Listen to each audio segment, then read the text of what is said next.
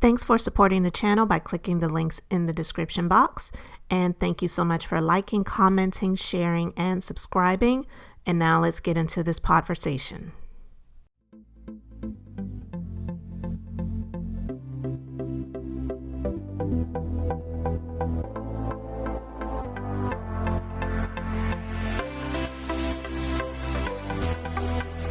Hello, we are going to have a podversation about Meghan Markle, and this is going to be a little bit of a continuation from my previous podversation where I was talking about the interview that she and Harry had with Oprah on this past Sunday night.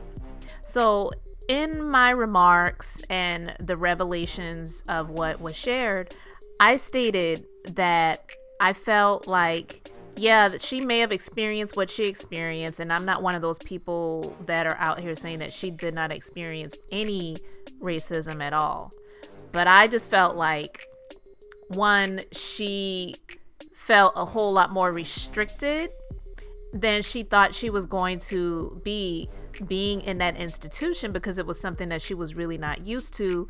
But also the fact that she wasn't really one of those quote unquote those black girls. So she didn't really see herself coming into that she would be viewed by others as just another black person, because she did not present herself to be that way. And I'm not saying that in a way that is perceived to be, oh, she's a sellout or whatever.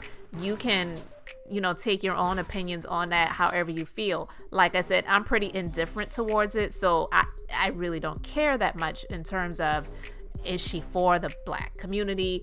Is she, all about pro-black issues, or is she just more whatever, conservative? Is she really like, I just am colorblind and I see that people are people, or whatever? That stuff to me just didn't really matter that much. I just felt like she was shocked that she was being viewed as a complete black person when she doesn't present herself to be that way. And of course, she is biracial. Her father is Caucasian and her mom is African American. Well, I did my piece. I stated my opinions. And I said, there may be more to come based on some other things that I may read or see after the fact. And I wanted to come back and just kind of touch on this a little bit more, because I read something in the Chicago Tribune which actually solidified my viewpoints altogether with regards to how she viewed herself and why this was so much of a disheartening thing for her. And she took a lot of the things that she felt was attacks against her or comments made about her in the tabloids and the press and the views of the public over there in the UK about her as, this is just so toxic, I can't take it anymore and I'm out of here. Well, with this article in the Chicago Tribune, this is something that came out after I recorded my episode. So this isn't something that I read before I made my video. And this was written by Darlene Glanton from the Chicago Tribune. And I read it and I was like, wow, this is a lot of what I was already talking about. And it just confirmed my views on how Meghan viewed herself. Or shall I say views herself. So one of the paragraphs in the article, it says, seemingly Markle always tried to exist as if she were colorless. In an essay published in Elle magazine in 2015, she said she dreaded the inevitable question she was always asked, quote, "What are you?" question mark, end quotes. And she says in quotes, "My dad is Caucasian and my mom is African American. I'm half black and half white," she would answer. And she always knew that they wanted her to be more specific, but she could never bring herself to declare a race, which in her mind would be choosing between her parents. She liked being ethnically ambiguous. She enjoyed living in a gray area. And this is exactly what I was talking about in my previous conversation, where I stated that, to me, based on what I viewed, based on the things that have been shared, was that Meghan really did not want to be seen as a black woman, and she doesn't present herself to be that way either. And of course, she is technically not just a black woman, she is biracial. Her father is Caucasian and her mother is black.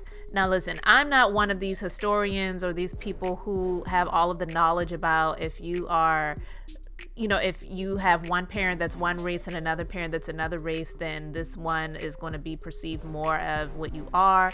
And then you used to hear about the one drop rule, that if you have one drop of African blood in your system, then you're considered to be black. I don't really know all of those things. And I've heard other things over the years where they used to say, well, if the father is whatever the father is, then that is what you're technically seen to be. So they used to say, or at least this is something that I used to hear growing up, I should say, was that if the father is African American or black or whatever, then that child is seen more as a black child. And if the father is Caucasian, then the child is seen more as Caucasian, because they used to say that the father's blood was more dominant and the father's genes were more dominant. So whatever the father was is what the child technically is, even though both parents are of different races. That's just something I used to hear. I don't know how true that is. I don't know where that came from, but I'm just saying that's one of the things that I used to hear. But another thing in the article, it says that this perhaps was a new experience for her, because she wrote about seeing her mother cry after someone called her the N-word, called her mother, not Meghan. And she said she felt her mother's pain, but that was secondary pain. The racism that Markle experienced in Britain was aimed directly at her. So she wasn't used to this experience because it was more so something that she was a byproduct of, or she saw her mother endure more so than her. And you've heard the stories of mothers that have children where the mother is African American and their children are biracial, and sometimes people didn't think that the children were theirs if they weren't with the father at the time, and so they would assume that, oh, that's the babysitter or something like that. So we've all, maybe most of us who are over a certain age, have heard this story in their lifetime at least once.